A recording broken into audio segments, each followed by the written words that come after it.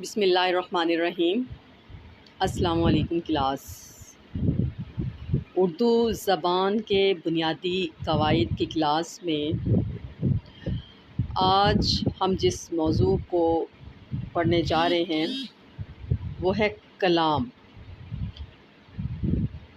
کلام کی تعریف، اس کا مفہوم اور کلام کی قسمیں، مرکب کا معنی اور اس کے اقسام ہم آج کی اس کلاس میں پڑھیں گے۔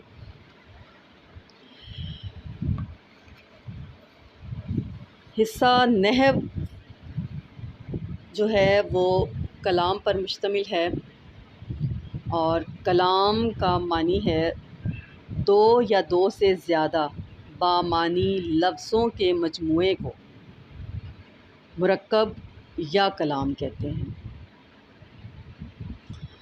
جیسے میری کتاب، بچہ نیک ہے، دو بامعنی لفظوں کے مجموعے کو مرکب یا کلام کہتے ہیں۔ مرکب یا کلام کی قسمیں کون کون سی ہیں؟ مرکب ناقص اور مرکب تام۔ مرکب ناقص سے مراد ہے وہ مرکب جس سے کہنے والے کا مقصد پورا نہ ہو اور بات سننے والے کی سمجھ میں پوری نہ آئے۔ مطلب بے معنی بات جس کا کوئی معنی نہ ہو اور جس کا مفہوم جو ہے وہ سننے کے بعد سمجھ میں نہ آئے، اسے مرکب ناقص کہتے ہیں۔ جیسے کہ تیز گھوڑا، نیک آدمی، رات اور دن۔ ان مرکبات سے کہنے والے کا مقصد سننے والے کی سمجھ میں پوری طرح نہیں آتا۔ اب تیز گھوڑا جو ہے یہ مکمل جملہ نہیں ہے، اس کا کوئی معنی نہیں لیا جا سکتا جب تک یہ مکمل جملے کی صورت میں نہ ہو، اس سے کوئی معنی اخذ نہیں کیا جا سکتا، تو اسے ہم مرکب ناقص کہیں گے۔ مرکب ناقص کی مندرجہ ذیل اقسام ہیں۔ نمبر 1، مرکب اضافی، مرکب توصیفی، مرکب عطفی، مرکب عددی، مرکب اشاری، مرکب جاری، مرکب تابع موضوع اور مرکب تابع محمل۔ یہ تمام جو ہیں یہ مرکب ناقص کی اقسام ہیں۔ اب ہم ان اقسام کو تھوڑا سا ڈیٹیل تفصیل سے ہم اس کو پڑھ لیتے ہیں۔ مرکب اضافی سے مراد دو اسموں میں تعلق پیدا کرنا اضافت کہلاتا ہے۔ دو اسم مطلب اسم جو ہے وہ نام بھی ہو سکتا ہے، چیز بھی ہو سکتا ہے، جگہ بھی ہو سکتی ہے۔ دو اسموں کے درمیان میں تعلق پیدا کرنے کو اضافت کہتے ہیں۔ جیسے محمود کی کتاب، محمود بھی اسم ہے، کتاب بھی اسم ہے، اور کی بیچ میں جو استعمال کیا گیا، کی جو لفظ استعمال کیا، اس کو ہم اضافت کہیں گے۔ خدا کا بندہ، مدرسے کے لڑکے، یہ تمام امثال جو ہیں یہ مرکب اضافی کی ہیں۔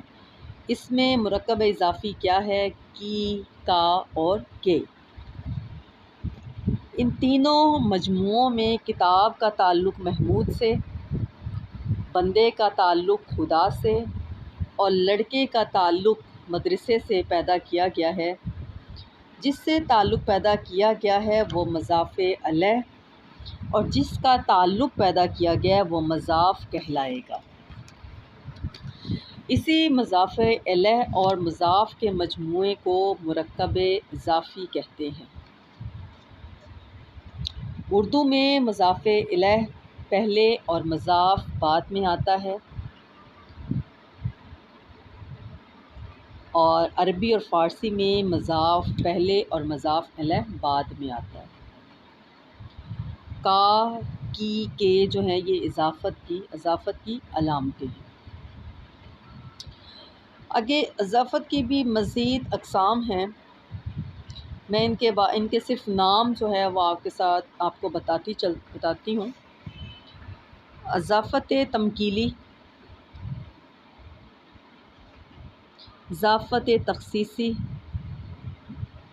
اضافت توضیحی، اضافت ظرفی، اضافت بیانی، اضافت تشبیہی، اضافت استعاری، اضافت ابنی، اضافت بادنا تعلق۔ یہ اضافت کی جو ہیں اقسام ہیں، ان کی تعریف اور یہ جو اقسام ہیں یہ ہمارے سلیبس میں شامل نہیں ہے نصاب میں، اس لیے ان کا صرف نام ہی پڑھ لینا یا نام ہی ان کے یاد کر لینا کافی ہے۔ ہمارے نصاب میں جو شامل ہیں وہ ہے مرکب یا کلام کی اقسام۔ تو مرکب اضافی آپ کو میں نے بتا دیا، اس کا مفہوم اور اس کی امثال بتا دی ہیں۔ اس کے بعد ہے مرکب توصیفی۔ وہ مرکب ہے جس میں اسم کے ساتھ اس کی صفت بھی شامل ہو۔ اس طرح صفت اور موصوف کے مجموعے کو مرکب توصیفی کہتے ہیں۔ توصیف کا لفظ نکلا ہی تعریف سے ہے، تعریف کو توصیف کہا جاتا ہے، اس لیے اس کو مرکب توصیفی کہتے ہیں۔ کسی کی خوبی کو، کسی کی صفت کو توصیف سے ہم وہ کر سکتے ہیں، تشبیہ دے سکتے ہیں۔ مثلاً شریف آدمی، ٹھنڈا پانی۔ اب ٹھنڈا پانی جو ہے یہ خاصیت ہے پانی کی۔ شریف جو ہے یہ اس کی شرافت، اس کی خوبی ہے، اس کی صفت ہے آدمی کی۔ اردو میں صفت پہلے اور موصوف بعد میں آتا ہے۔ اب یہ صفت ہے، جیسے شریف اور ٹھنڈا، یہ صفت ہے، اس کو ہم صفت کہیں گے، اور موصوف کس کو کہیں گے؟ آدمی اور پانی کو۔ لیکن عربی اور فارسی میں موصوف پہلے اور صفت بعد میں آتی ہے، جیسے رجل کریم، مرد بزرگ۔ رجل کریم، رجل کیا ہے؟ آدمی، یہ کہ یہ موصوف ہے، اور کریم مین شریف، یہ اس کی صفت ہے۔ اس کے بعد ہے مرکب عطفی۔ وہ مرکب ہے جو دو اسموں کو آپس میں ملانے کا کام دیتا ہے۔ ان دو اسموں کو ملانے کے لیے اردو میں اور فارسی میں واو استعمال ہوتا ہے۔ ان دو حروف کو حروف عطف کہتے ہیں۔ اردو میں دو اسموں کو ملانے کے لیے اور لگایا جاتا ہے، فارسی میں دو لفظوں کو، دو اسموں کو ملانے کے لیے واو کا استعمال کیا جاتا ہے، اور یہ دونوں حروف عطف کہلاتے ہیں۔ حروف عطف سے پہلے آنے والے اسم کو معطوف علیہ اور بعد میں آنے والے اسم کو معطوف کہتے ہیں۔ اس طرح یہ مرکب معطوف علیہ اور معطوف اور حروف عطف کا مجموعہ بھی کہلاتا ہے۔ مثلاً اردو میں ہم کہتے ہیں قلم اور دوات، سیب اور انگور، جبکہ فارسی میں ہم کہتے ہیں صبح و شام، مرد و زن، شام و سحر، شب و روز۔ یہ الفاظ فارسی کے ہیں اور یہ مرکب عطفی ہیں۔ مرکب عددی وہ مرکب ہے جو کسی اسم کی تعداد یا گنتی کو ظاہر کرے، جیسے 11 کتابیں، 20 آم، 40 جوتے۔ ان میں 11، 20 اور 40 اسم عدد، اور اس میں کتابیں، عام، جوتے جو ہیں معدود کہلاتے ہیں۔ اس طرح اسے اسم عدد اور اسم معدود کا مجموعہ بھی کہا جاتا ہے۔ مرکب اشاری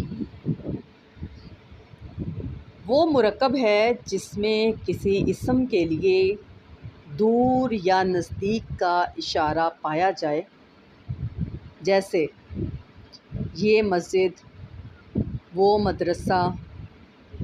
ان میں یہ اور وہ اسم اشارہ ہیں۔ مسجد اور مدرسہ مشار علیہ ہیں۔ اس طرح سے اسے اسم اشارہ اور اسم مشار علیہ کے مجموعے کا نام بھی دیا جاتا ہے۔ مرکب جاری یہ وہ مرکب ہے جس میں بات نامکمل ہونے کے ساتھ ساتھ ابھی جاری ہو۔ اس طرح یہ مرکب حروف جار اور اسم مجرور کا مجموعہ کہلاتا ہے، جیسے گھر میں، لاہور سے، پشاور تک، چھت پر۔ ان میں پر، تک، سے حروف جار ہیں، اور چھت، پشاور، لاہور، گھر اسم مجرور ہے۔ تابع موضوع ایسے دو لفظوں کا مجموعہ جس میں ایک بامعنی لفظ کے ساتھ دوسرے بامعنی لفظ بلا ضرورت استعمال کیا جائے، جیسے دیکھ بھال، چال ڈھال، دانہ پانی، روکھی سوکھی۔ اس مجموعے کو تابع موضوع کہتے ہیں۔ ایسے دو لفظوں کا مجموعہ جس میں ایک بامعنی لفظ، یعنی کہ پہلا لفظ بھی بامعنی ہے، اس کے ساتھ دوسرا بامعنی لفظ جو ہے بلا ضرورت لگا دینے سے جب مرکب بنتا ہے، اسے تابع موضوع کہتے ہیں۔ تابع محمل ایسے دو لفظوں کا مجموعہ جس میں ایک بامعنی لفظ کے ساتھ دوسرا بے معنی لفظ بلا ضرورت استعمال کیا جاتا ہے، مثلاً روٹی ووٹی، جھوٹ موٹ، غلط ملط۔ اس مجموعے میں بامعنی لفظ جو ہے وہ تابع کہلاتا ہے، بے معنی لفظ تابع کہلاتا ہے، اور بامعنی لفظ کو متبوع کہتے ہیں۔ لہٰذا اس مجموعے کو مرکب تابعی بھی کہا جاتا ہے۔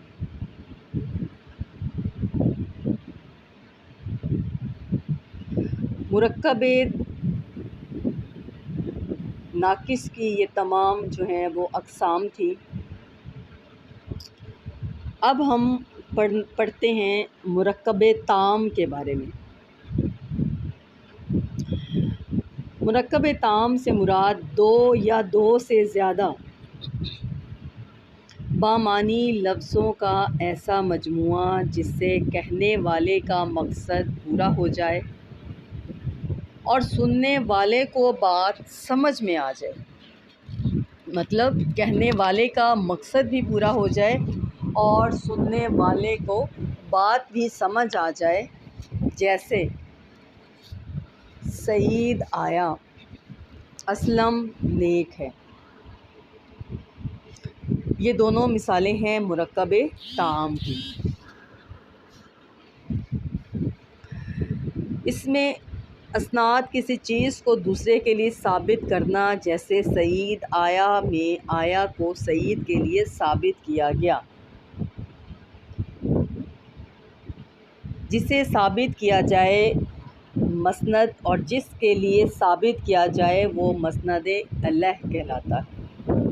مثلاً اسلم نیک ہے، اس جملے میں نیک جو ہے وہ مسند ہے، سند دی کہ اس کو جو ہے وہ دلیل دے دی کہ یہ نیک ہے اور یہ مسند کہلائے گا، اور اسلم اس میں مسند علیہ ہے۔ مسند اسم اور فعل ہو سکتا ہے، لیکن مسند علیہ جو ہے وہ ہمیشہ اسم ہی ہوتا ہے۔ مرکب تام کے دو حصے ہوتے ہیں، ایک حصہ مسند کہلاتا ہے اور دوسرا مسند علیہ۔ اس کو ہم مسند پڑھیں گے، مسند اس لیے کہ میم پر پیش ہے، اس لیے ہم اس کو مسند اور مسند علیہ پڑھیں گے۔ یہ مرکب تام کے دو حصے ہیں، ایک حصہ مسند ہوتا ہے اور دوسرا حصہ مسند علیہ۔ مرکب تام کی قسمیں جملہ انشائیہ اور جملہ خبریہ۔